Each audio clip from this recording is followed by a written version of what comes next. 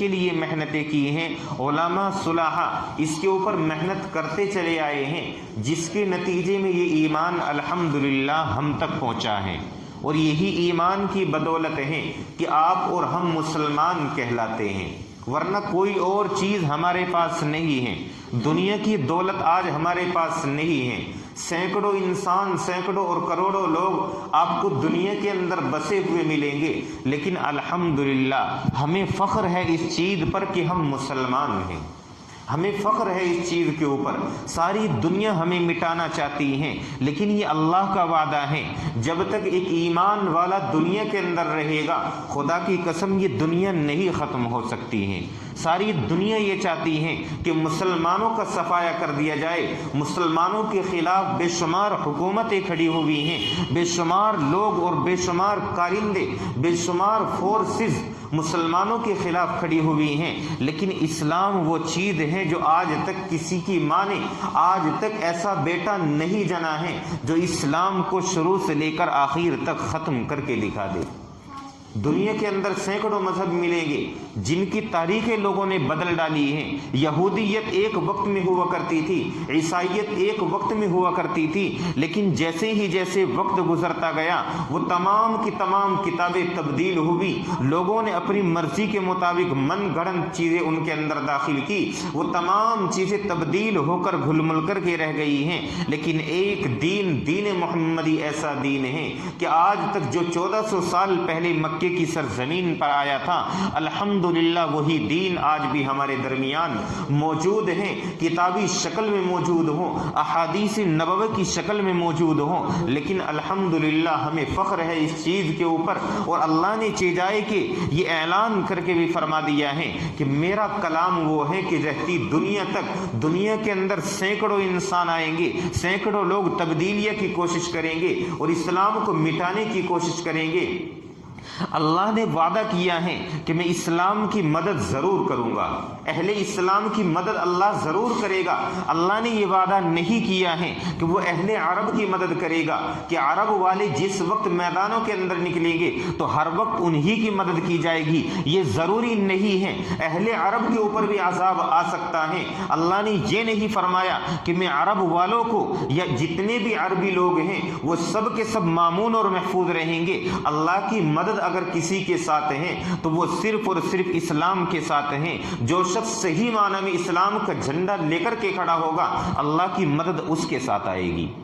کسی اور کے ساتھ اللہ کی مدد نہیں آ سکتی ہے، چاہے اس کے پاس کتنی ہی طاقت کیوں نہ موجود ہو، کتنی ہی سپر پاور طاقت اس کے ساتھ کیوں نہ کھڑی ہوئی ہو، لیکن اللہ کی مدد نہیں آ سکتی ہے۔ سب سے اہم چیز اپنے دلوں کی صفائی بھی ہے۔ جب تک دلوں کے اندر کھوٹ رہے گا، دلوں کے اندر میل رہے گا، صحابہ نے اپنے دلوں کو صاف کیا ہے، اپنے دلوں کو پاک کیا ہے، اللہ نے آسمان سے فرشتے اتار دیے ہیں،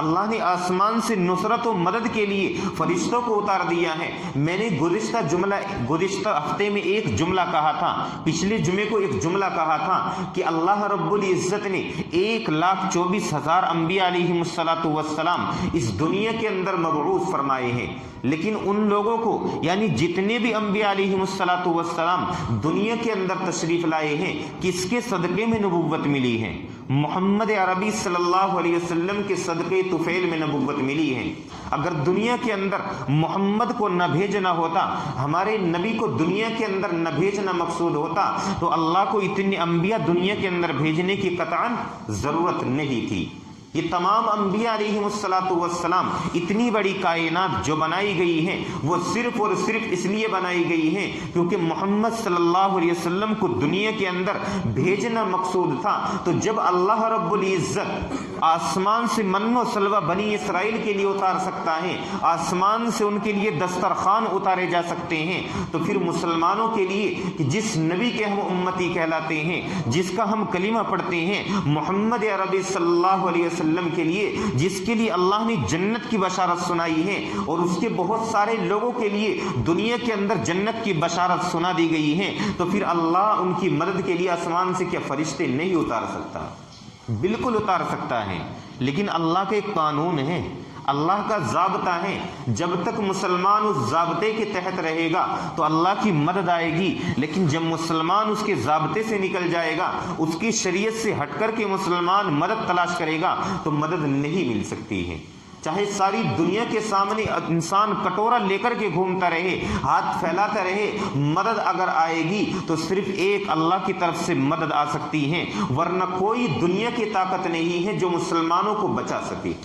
کوئی دنیا کی کوئی طاقت نہیں ہے۔ اگر مسلمان بچ سکتے ہیں تو صرف اور صرف اللہ کی مدد کے ساتھ بچ سکتے ہیں، ورنہ ایک وقت وہ بھی تھا اگر اسلام ختم ہونے والا ہوتا، اگر اللہ اسلام کو ختم کرنا چاہتا تو دار ارقم میں دفن ہو چکا ہوتا۔ دار ارقم کون سی جگہ ہے؟ وہ جگہ ہے جہاں مسلمانوں کو قید کر کے رکھ دیا گیا تھا۔ آج بھی آپ چاروں طرف سے یہ نظارہ کر رہے ہیں کہ کن لوگوں کو قید کر کے رکھ دیا گیا ہے، لیکن مسلمان قید ہو کر کے اپنے اسلام کو چھوڑ دے، اس کا یہ قطعاً مطلب نہیں ہو سکتا ہے۔ دار ارقم میں آپ علیہ الصلاۃ والسلام بھی تھے اور دیگر صحابہ کرام بھی وہاں پر موجود تھے، دار ارقم میں چھپے ہوئے تھے۔ اللہ رب العزت اگر اسلام کو ختم کرنا چاہتا تو وہیں پر اسلام کو ختم کر دیا جاتا۔ وقت وہ بھی گزرا ہے کہ کھانے پینے کے لیے کچھ بھی ان کے پاس نہیں ہے، درخت کے پتے چبا چبا کر کے انہوں نے وقت گزارا ہے، لیکن اللہ کو نے اسلام کو بلندی عطا فرمانی تھی، اللہ اسلام کو بلند کرنا چاہتا تھا۔ دار ارقم میں بھی مسلمانوں کی اللہ نے حفاظت کی ہے، تو جب وہاں اللہ دار ارقم میں مسلمانوں کی حفاظت کرتا ہے، جہاں بھی مسلمان پریشان ہوگا یقیناً اللہ مسلمانوں کی مدد ضرور کرے گا، لیکن شرط یہ ہے کہ سب سے پہلے اپنا دل صاف کرنا پڑے گا۔ جب تک آپ کا ایمان مضبوط نہیں ہوگا، ایمان پر صحیح طریقے سے مسلمان کھڑا نہیں ہوگا، خدا کی قسم اللہ کی مدد اگر ہمارے ساتھ آ سکتی ہے تو اسی وقت آئے گی جب ہم صحیح معنی میں اسلام کے علم بردار بن کر کے کھڑے ہوں گے۔ ساری دنیا کو چونکانا چاہتا ہے اللہ، جس وقت جو کرنا چاہتا ہے، یقیناً ہمارا ایمان اس بات کے اوپر ہے اللہ اگر چاہے تو پل بھر میں اس پوری کائنات کو ختم کر سکتا ہے، پل بھر میں اس تمام چیزوں کو نیست و نابود کر سکتا ہے۔ ہمارا ایمان ہے اس چیز کے اوپر، لیکن ایمان کو مضبوط بنانے کے لیے ہمیں کیا کرنا پڑے گا؟ آج مسلمانوں کی بچے اور بچیاں، ان کے ذہنوں کے اندر زہر گھولا جا رہا ہے، اور وہ انٹرنیٹ کے ذریعے سے، ٹی وی چینلوں کے ذریعے سے، اخباروں کے ذریعے سے جو خبریں پڑھتے ہیں مایوس ہو جاتے ہیں کہ نہ جانے ہمیں مسلمان کیوں بنا دیا گیا، کاش ہم بھی نعوذ باللہ کافر ہوتے، یہ دوسری قوم کے اندر ہم کو پیدا کر دیا جاتا، اور نہ جانے ہم زمانے میں اب تک کتنی ترقی کر چکے ہوتے۔ اگر ترقی مل سکتی ہے اور صحیح معنی میں ترقی اگر ملے گی تو خدا کی قسم ایمان کے ساتھ ترقی ملے گی، ورنہ جو ترقی تم دنیا کے اندر حاصل کر لو گے، دنیا کے بڑے بڑے عہدوں کو حاصل کر لو گے، لیکن حقیقی معنی میں یہ ترقی نہیں ہے،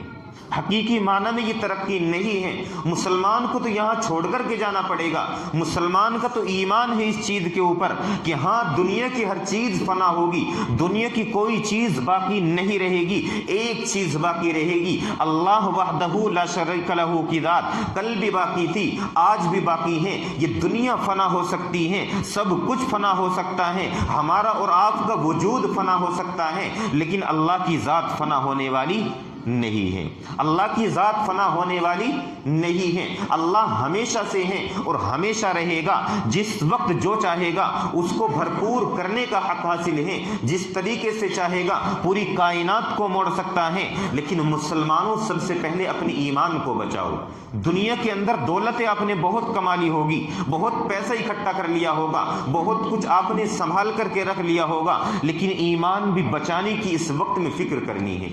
آپ علیہ الصلاۃ والسلام نے یہ فرمایا تھا کہ ہاں ایک وقت آئے گا کہ مسلمانوں کے اوپر زمین تنگ کر دی جائے گی۔ اس وقت صحابہ کو بڑی حیرت ہوئی تھی، کیونکہ صحابہ جس طرف بھی نکلتے تھے میدانوں کو فتح کرتے ہوئے نکل جایا کرتے تھے، چاہے ان کے سامنے کیسے ہی بڑے محلات کیوں نہ ہو، کتنا ہی بڑا پہاڑ ان کے سامنے کیوں نہ کھڑا ہو، وہ بھی اپنی زمین کے اندر دھس جانے پر مجبور ہو جایا کرتا تھا۔ سب کچھ ہو سکتا تھا، لیکن اس کے باوجود پھر بھی رسول اللہ نے یہ فرمایا تھا کہ ہاں ایک وقت آئے گا مسلمانوں کی تعداد بے انتہا ہوگی، چاروں طرف مسلمانوں کی تعداد نظر آئے گی، لیکن اس وقت بھی مسلمانوں